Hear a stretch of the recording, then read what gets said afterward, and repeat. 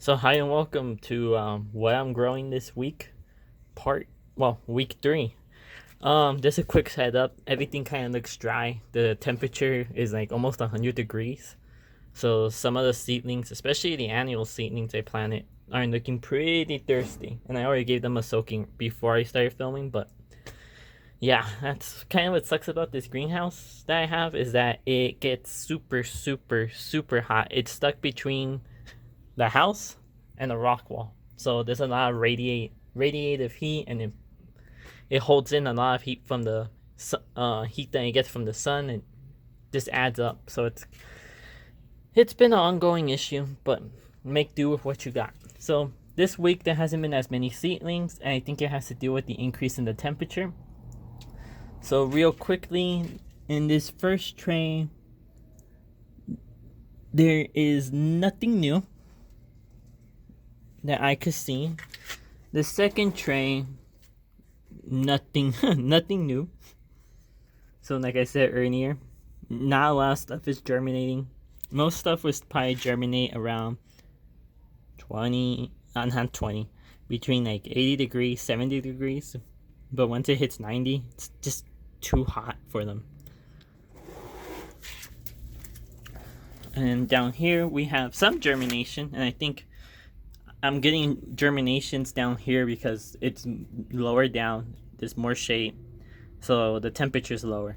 So let's talk about some of these guys. This is a salvia scalaria. It's a biennial salvia, or short-lived perennial. So what biennial means is that it grows the first year, just a leaf, and the second year it flowers, sets seed, and then it dies, and it starts over. This one is really cool. It grows. It's not that bushy. It's more like a stick, and it has what people grow it for is not so much the flowers, but the bracts. So bracts are what hold the flowers, and in this case, the bracts are really colorful. Some of them come out red, blue, purpley. There's a lot of confusion with this plant. There's another similar one. I can't remember the name of it. That they both get confused with each other. Both of them have the same type of bract. So it doesn't really matter. And both of them self-sow a lot. Butterflies, bees, pollinators in general really like them. Super drought tolerant.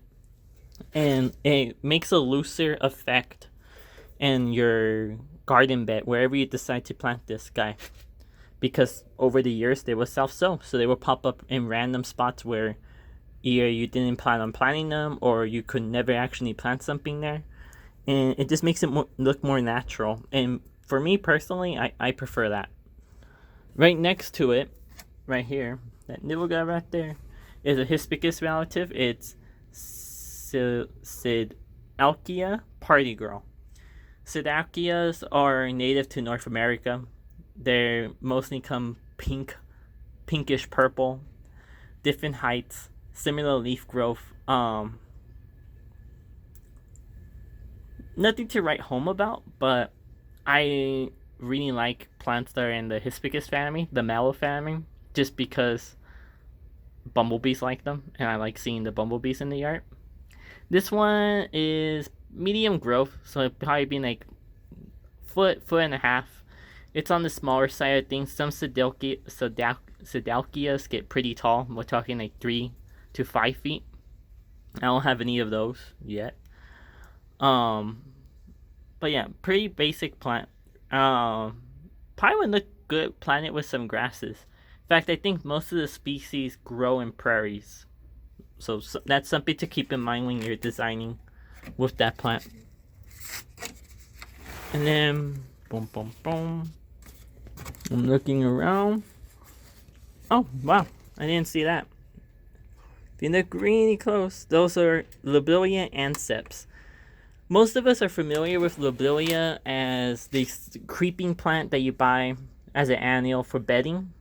This one has a similar growing habit, but unlike that one, which is Lobelia irenis, which I believe is from South America, this one is from New Zealand. The flowers are pale blue, real good ground cover, flowers on and off all year. It will root along its stems, which most ground covers tend to do that. And it's a pretty pretty humble plant. It's nothing too showy. But if you're planning on covering ground and you have a shady spot that isn't too dry, this plant would do really good for you. And boom, boom, boom. I'm looking around. This is the Nepitas that we saw last week. They're already getting their first true leaves.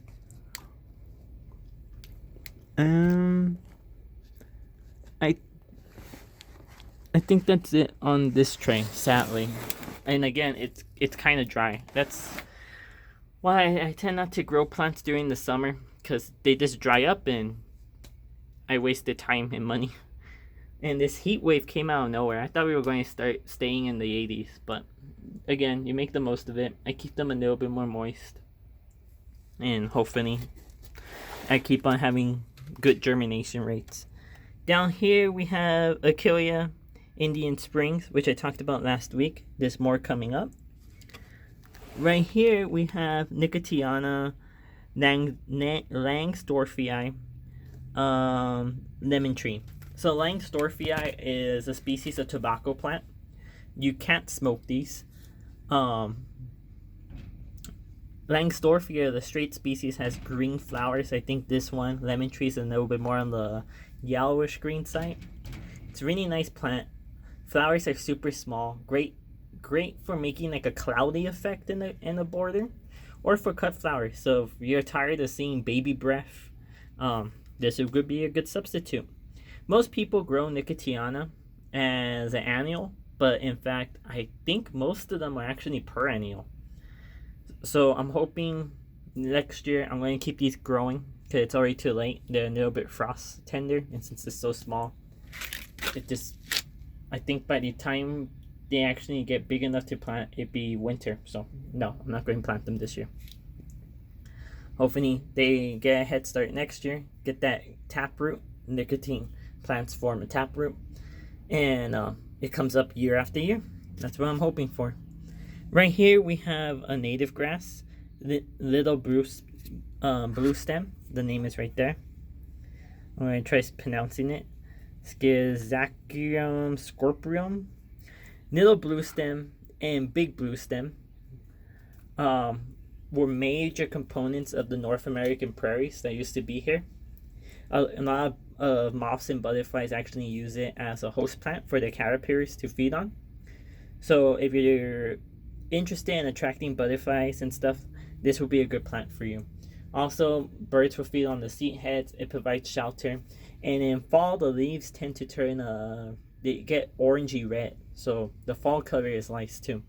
Once that's done, you can leave it up over winter and then hack it back before it starts regrowing. And then right here we have Iberis sempervivum snow. What does that say? Snowflake? I was going to say snow pope. No.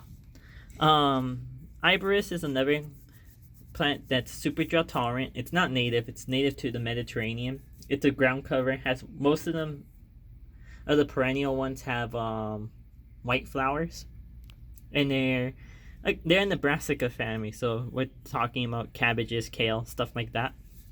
And they're really good, like most brassicas, at attracting butterflies. Once they're done flowering, you want to give them a good hack back so they don't get too woody, just like a lavender. Over here, we have balloon flower. This is Platycodon grandiflorus, Floris blue. This variety, which you can see one tiny little seed right there, actually looks like two, was bred for the cut flower trait, so it's taller than some of the other varieties out there, and I'm okay with that. I like that. It be in the back of the border, so it doesn't end up leaning too forward and crushing stuff. Yeah, it's native to Japan. Most of them have blue to pink to white flowers. Kind of on like the pastel side of things. Some of the bigger butterflies like swallowtails and monarchs will visit them. I'm not too sure about bees. I haven't seen any bees visit them, so that'd be something to keep an eye out for next year. Right here we have Euringion. I'm going to get the label. Carvarium Scaninus profusion. So the straight species is native to Mexico. It's a little white daisy plant. It's a ground cover. It covers itself in white daisies all over. I think the difference between the straight species and this one, profusion, is that profusion, the flowers have a tiny bit of pink to them, versus the straight species is more on the white side of things. Both of them are really good, and it will self-sow. One thing that I've seen people use it for is like if you have broken rock wall, or you have gravel or flagstone where it's already starting to degrade. This guy was self-sow in there and actually grown like a wheat, but it's a pretty wheat. And then right here we have a snapdragon, a species snapdragon, Anthurium brana blanquetii. Another native to the Mediterranean, has yellow flowers.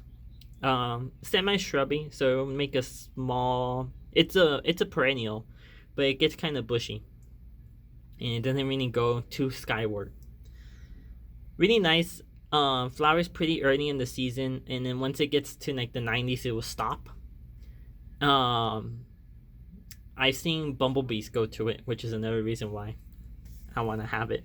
I tried it this year, and I actually had some planted in the ground, but I think because we didn't have an irrigation system set up yet, it got too dry for it, and it succumbed to the heat and drought. So I'm hoping now that we have an irrigation system set up, a drip system, it will actually act as a perennial. So that's something to keep an eye on. Okay, on the other side of things, we have this tray. Again, you can see things are looking pretty dry, which has me a little bit stressed. This is Echium russicum. Echiums are really, really great plants. Most of us are familiar with Echiums as annuals. People that keep honeybees really like Echiums because apparently the honey that the bees produce from harvesting from these flowers, it comes out really sweet. This one differs from a lot of the other species, which tend to lean more towards the blue purpley side of things. This one's actually red. It's drought tolerant. It's a short-lived perennial. It will reseed, so that's something that's nice about it. Over here we have Scabiosa atropurpurea bronchialis bonnets. It's a mix. It's a Scabiosa. Little bit taller than some of the creeping Scabiosas that most of us are familiar with, like butterfly blue. It's most people grow it as an annual. Again, I'm hoping this guy could stay around for a little bit longer, but we'll see. Really good for attracting some of the smaller native bees and butterflies. Right here, these leggy seeds is a baby breath, Gypsophora ernie snowball, and I believe this one's more of a dwarf. I have another one that's up above that has not germinated yet. Fingers crossed it does soon. That's taller. And baby breath again is usually that white flower that you see in bridal bouquets. This one has the basic white flower. It's just of a lower growing habit. Right here we have annual. Oh, right here we have an annual. This is a poppy, Paparia chromatum ladybird. Really, really nice annual poppy. Has red flowers around late spring, early summer. The bees, hoverflies. If you're a pollinator, you're going to love this plant. I'm planning on putting these with some grasses and have them pop up through it so I can have that like wild prairie look going on. It's going to look really nice. And I'm hoping they self-sow around. Germination on this one has not been that even, and I think it's because that pot's holding more moisture. That one's holding more moisture. I think it's because of the moisture problem I keep bringing up. Over here we have Achillea summer pastels. We talked about that last week. Right here we have Phacelia campylata. It's a California native. It's an annual. The seedlings are pretty leggy. I'm not too sure how that's going to affect them later on. I might have to do a second sowing of these. These guys are really good for attracting bees, especially honeybees, which honeybees are cool. I'm more into the native bees, but I think there's enough food for everyone to go around. And the flowers are really nice, clean, bluish purple. And again, it self seeds, so that'd be nice. Up here, we have the cypress, which we talked about last week. One of the other plants that we talked about before.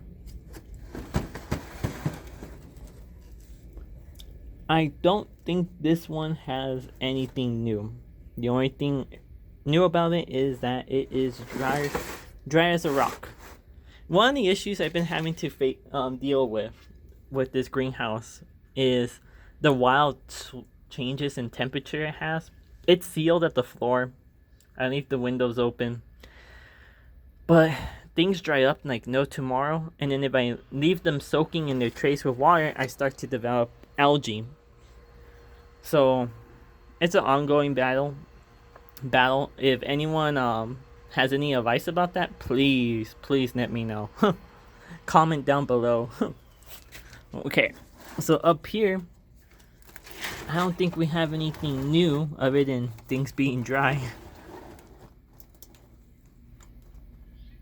Yeah, nothing new except for this one right here. This tiny little guy right here.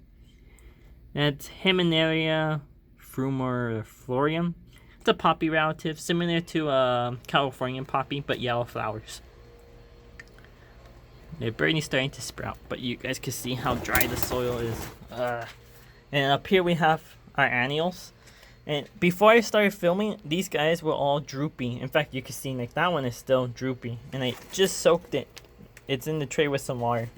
This one, no new germinations. In fact, I think I'm going to have to do another sowing of Texas bluebonnets because I need these 2 rows to be full. So I can have a really good display and ensure that enough of them are self-sowing to continue that display year after year. The Nilla violas are still growing, but they're kind of like at a standstill. And I think it's because of the temperature again. And I'm going to have to do more sowings of that Californian poppy, the watermelon heaven, because one of them grew, it rotted off because again, I'm having to soak them, they're drying up, it's just too much for the seedling, so it gives up. But one of them made it, so I'll probably do a second sowing this coming week. And then right here I have more seedlings I sowed yesterday. I just need to cover the surface with vermiculite. And some trays that I have prepped. There's some other seedlings that I showed, I think, week 1. And then down here, we have... I took some cuttings of some native plants. So we're going to go over them really quick. This is my homemade humidity dome. It's just one of those things that... tinfoil tray that you use to like cook chicken or something. And we gotta buy a new one because it's already warped. And it's not holding in the moisture. I have plumbago scandens. I think summer snow. It's white flowers, evergreen. In the summer, the leaves turn. In winter, the leaves turn red. We have a vine, a couple of vines, a native passion flower, Fruticosa, a salvia leucanthema. Yeah, I think I'm going to highlight these next week once I get that new tray. I don't want to have these guys exposed too long because you can already see the leaf is curling. That's not good. So yeah, I highlight let me focus. I highlight that next week for sure. Especially once I know which cuttings are going to make it and which aren't. So, of the new plants I got this week, we have a cutting. This is Opuntia alisania. It's the spineless prickly pear. It has different growing habits, and I think that's because there's different clones circulating in the trait. The cutting I got of this one was from an upright specimen. It doesn't have spines, or it has very few spines. But what it does have is glochids. So glochids are like spiny hairs. And I'm going to zoom in so you guys can see. Boom. Right where that hole is, there's a bunch of hairs. Those are the glochids. That causes irritation. This, I guess, cultivar did not that bad, but I was still err on caution with this one. If you have children or pets and you still want to grow cactus, this would be a great substitute. The flowers on this one are yellow, very nice. I don't think they have a scent, but I do know native bees love them.